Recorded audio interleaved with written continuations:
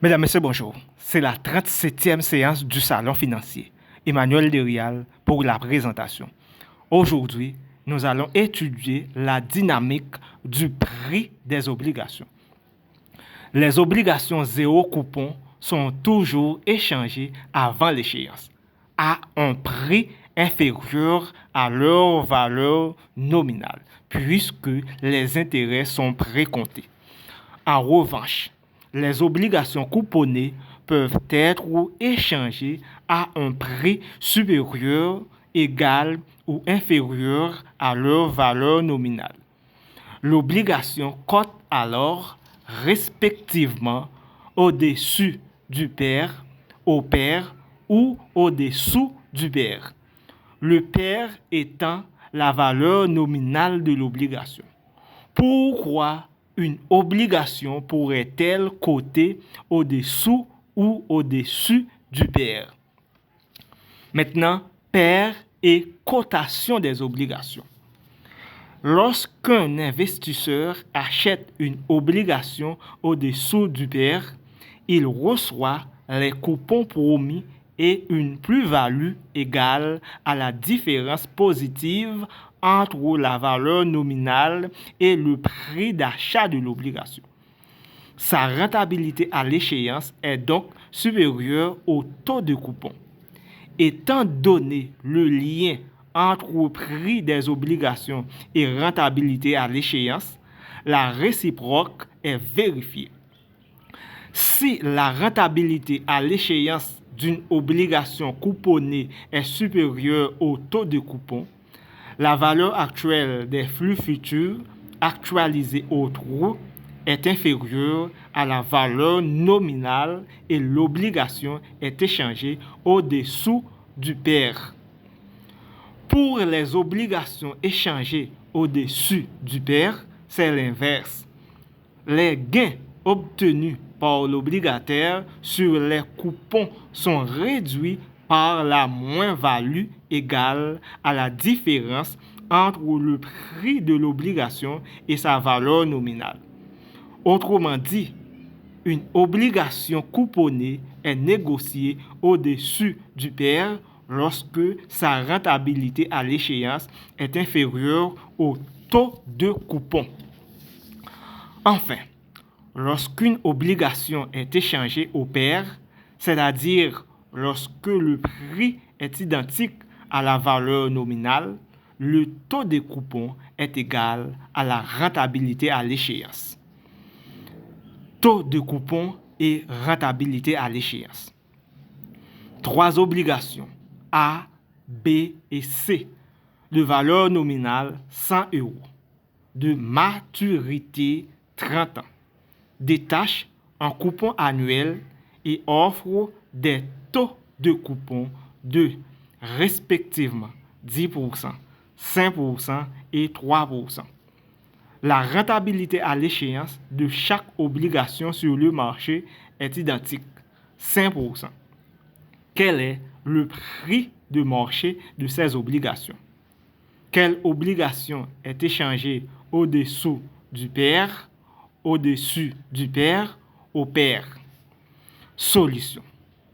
Le prix des obligations est prix A, 10 multiplié par 1 sur 0,05, entre parenthèses, 1 moins 1 sur 1,05 exposant 30, plus 100 sur 1,05 exposant 30. Cela est égal à 176,86 €. Prix B, 5 multiplié par 1 sur 0,05, entre parenthèses, 1 moins 1 sur 1,05 exposant 30, plus 100 sur 1,05 exposant 30. Cela est égal à 100 €. Prix C, 3 multiplié par 1 sur 0,05, entre parenthèses, 1 moins 1 sur 1,05 exposant 30, plus 100 sur 1,05 exposant 30.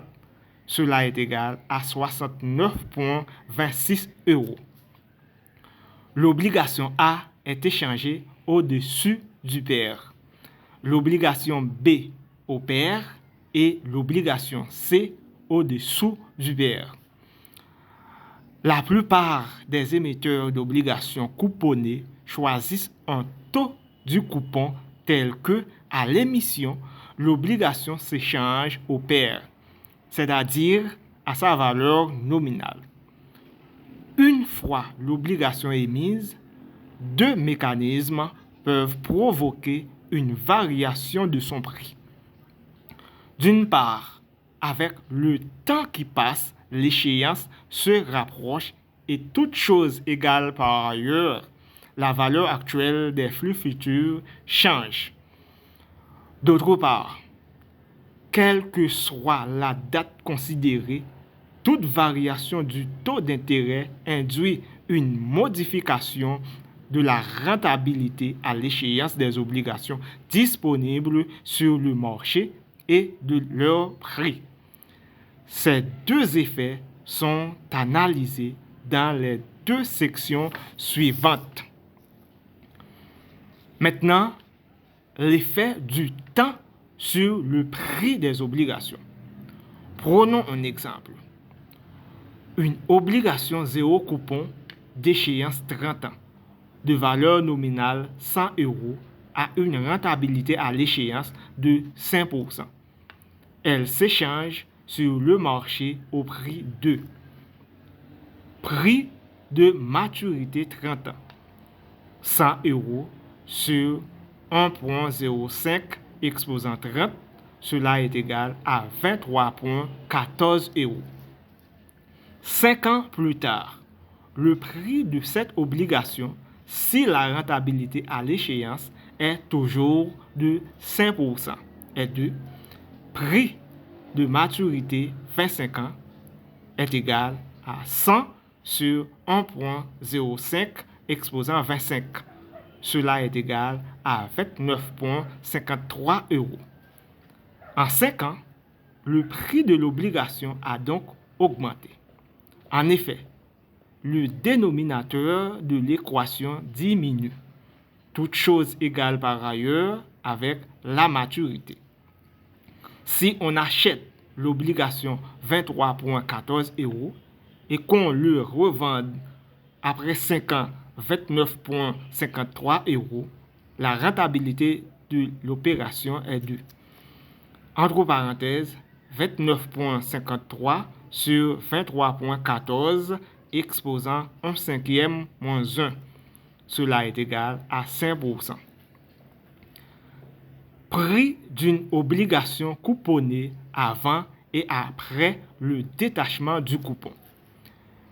Une obligation d'échéance 30 ans et de valeur nominale 100 euros offre des coupons annuels de 10%. Quel est le prix à l'émission de cette obligation si sa rentabilité à l'échéance est de 5%?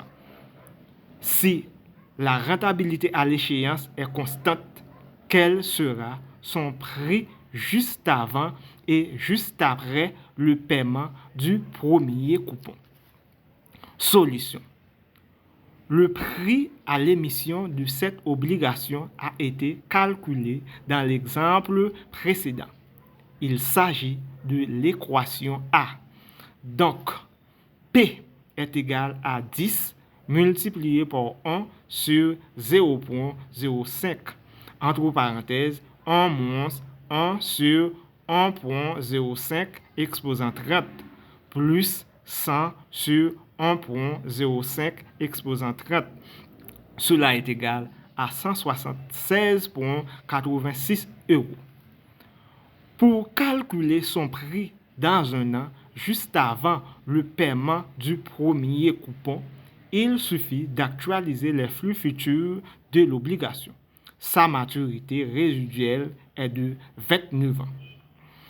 Le premier flux de 10 euros à la date 0 correspond au premier coupon.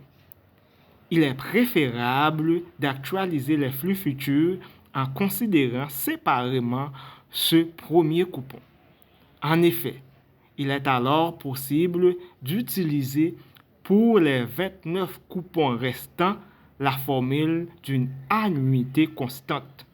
Comme la rentabilité à l'échéance est supposée constante, on a P avant détachement du premier coupon est égal à 10 plus 10 multiplié par 1 sur 0,05 entre parenthèses 1 moins 1 sur 0,05 exposant 29 plus 100 sur 1,05 exposant 29. Cela est égal à 185,71 €. Le prix de l'obligation juste avant le détachement du premier coupon est plus élevé que son prix initial. Le nombre de coupons est identique, mais l'investisseur n'a pas à attendre aussi longtemps pour recevoir son premier coupon, ce qui justifie le prix plus élevé. Il est également possible de calculer le prix de l'obligation dans un an juste avant le paiement du premier coupon, en calculant la valeur dans un an du prix à l'émission au taux de 5%. 176,86 € multiplié par 1,05, cela est égal à 185,71 €.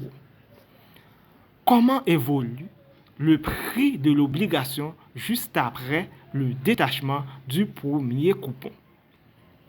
L'échéancier est identique au précédent, à ceci près que l'obligataire ne perçoit pas de coupon à la date 0.